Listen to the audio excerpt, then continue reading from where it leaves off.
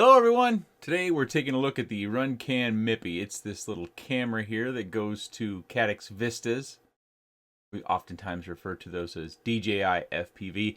And it seems to me there's probably three questions that most people have because these have been out for a little while and there's been probably some other videos out on it. One, how much does it cost? Two, how's the image look? Three, how long am I going to be able to use it? To address the first one, it costs about $35. Of course, that varies depending upon when you're watching this video and the reseller's pricing. I'll link any site down below that I can find this camera listed on down in the video description below.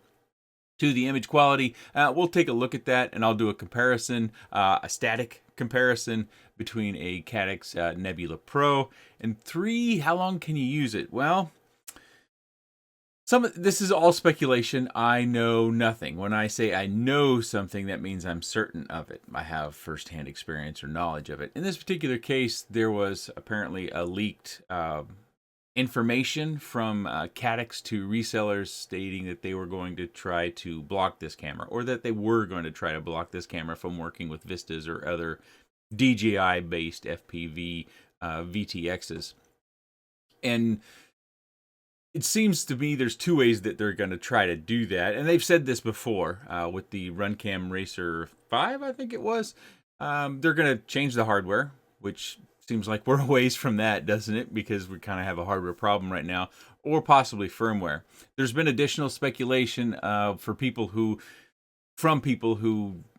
seem to know this sort of components and the makeups and how these things work, that they're talking about is probably going to need a hardware change in order to be able to lock out certain cameras. Probably have some sort of chip on the camera that has encryption, and then it's got encryption that is matched on the VTX side as well. So I think the short run is we don't really know if this will work with really any future product when it comes to those digital VTXs from DJI or Caddx. But if you need a camera now, maybe this is an option.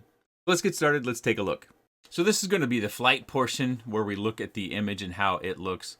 I put this in my Synlog 25, which is a quad that I very much like, mainly because it really gets the camera it gets the quad, largely out of view. You can see in the bottom left and right corners, we can see a little bit of that whoop protection. I didn't notice that when I was in the goggles. Probably just needed a bit more camera angle. My normal camera angle would have been fine, but I lowered it so I could fly a little bit smoother and keep everything in view. We're going to fly around as we might do for all these different things, and we're going to allow you plenty of time, I hope, in order to be able to see the image. You will see some slight vibrations from time to time in the image, a little bit of wind, a little bit of movement in that TPU mount and that Synlog 25. Hopefully this is satisfactory enough to determine whether this is a camera that you're interested in, especially if you have an immediate need. You know, if you're looking for a Nebula Pro but can't get one, or a DJI camera and can't get one, this is another opportunity to get your DJI or Caddx Vista based quad back up in the air.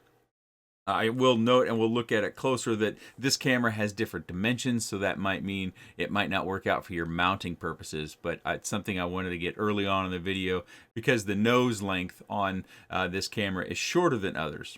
Therefore, mounting needs might change a little bit. Also, it doesn't have a back plate on it, so your MIPI connection isn't secured down underneath a back plate like you might find on other cameras. That's something else you might want to consider, whether it to be to put some sort of adhesive, hot glue, welder adhesive, maybe just a simple piece of tape to just help secure that down, or maybe it's snug inside your quad to where the security isn't an issue for you, but it's not secured natively with the camera case or anything of that nature. So another point to keep in mind.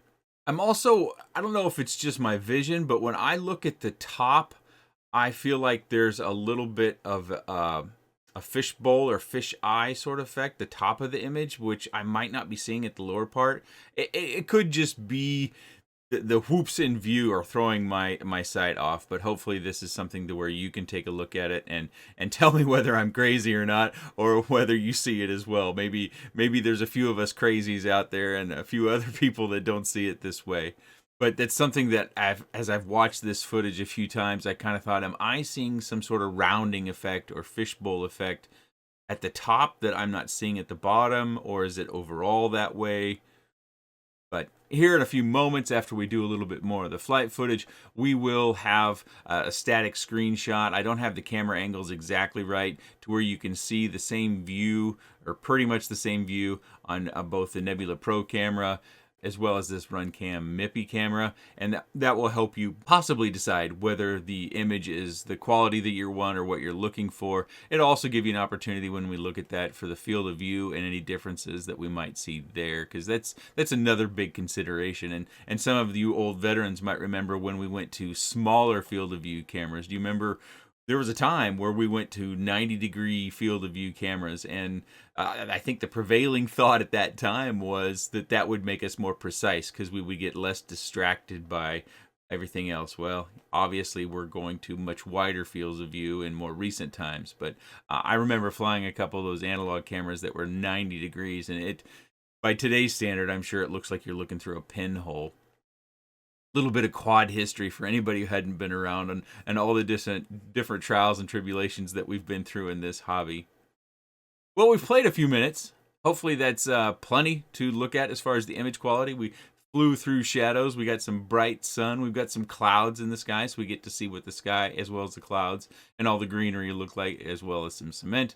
And I think it's time. Let's go ahead and we'll look at the side-by-side or top and bottom view of the Caddx Nebula Pro as well as the RunCam MIPI. We've got the RunCam MIPI on top, the Caddx Nebula Pro on the bottom. I have to interrupt here for a minute. As you just heard, I had it backwards. I said that the RunCam MIPI was on top. It is not. It is on the bottom. So I had to take that original video down, do this re-edit, and re-upload. I apologize to everyone who watched the video already and may have used that section of the video for their decision-making purposes, or also I apologize for the waste of your time of that section of the video. It's now corrected. Despite what you hear in the narration, the remainder of this section, the RunCam MIPI is the lower section, and the Caddx Nebula Pro is in the top section, just as the labels on screen now show. Okay, on with the rest of the video. Look at the field of view, look at the colors, look at the contrast, the brightness, the saturation, the clarity of the image. Look at all the different things that mean something to you when it comes to a camera. If you need to, go ahead and pause the video now before I move on. That way you can grab a screenshot maybe of your own so you can blow that up for further diagnosis. Of course, I'll render this in 1080p. So if you're watching this on a mobile phone or something, that's a pretty small screen, maybe you want to take a screenshot so you can zoom into it, or maybe you even want to pause it and take a screenshot if you're watching on a desktop. Let's go back to the desk and we'll take a look at kind of the physical differences between these different cameras. So I mentioned in the flight footage, there's no backing on this camera, so when you connect your cable, you may want to do something to secure that down. I'm going to weigh them real quick, and keep that in mind, that this camera does not have any backing on it, whereas all the others do. So the RunCam MIPI comes in at 6.3 grams. Let's go to its direct competitor, Caddx Nebula Pro, 6.08 grams. Now, I've got the original Nebula out here, but I've still got the cable, so I just didn't want to take it apart. The last time I took these screws out, I broke one. I ruined the camera. So that's 5 grams. And the original DJI camera is almost 11 grams. Side to side looks like 19 millimeters. And from the center hole to the lens, it looks like 8.5 millimeters. This is the measurement from the connector on the back to the nose of the lens. Of course, you need to add another 0.5 millimeter or full millimeter for the actual other end of the MIPI connector. And the lens itself looks to be 14 millimeters. So if I line up the center holes here, you can see that difference. Unfortunately, I don't have another set of hands to where I could get the calipers out and measure that difference for you. But just know that, you know, it's not the same nose length on the camera from the mount point to the lens. So depending upon your mounting needs, you might need to accommodate for that. And for grins, the original Nebula, the smaller camera, or what I would call the Whoop camera. Also in the box, we get a MIPI cable, which of course I didn't use in my case because I already had one, and a couple of mounting screws. And of course we get this little support card. So that's the RunCam MIPI. What do you think? Tell me what you thought of the image. I thought the image looked nice.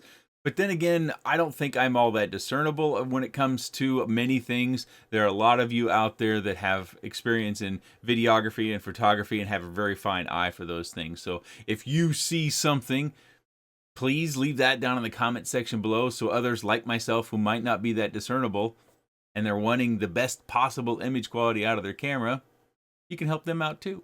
If you do have any comments, questions, suggestions, or otherwise, please let me know in the comment section below. I appreciate your time. And thanks for watching.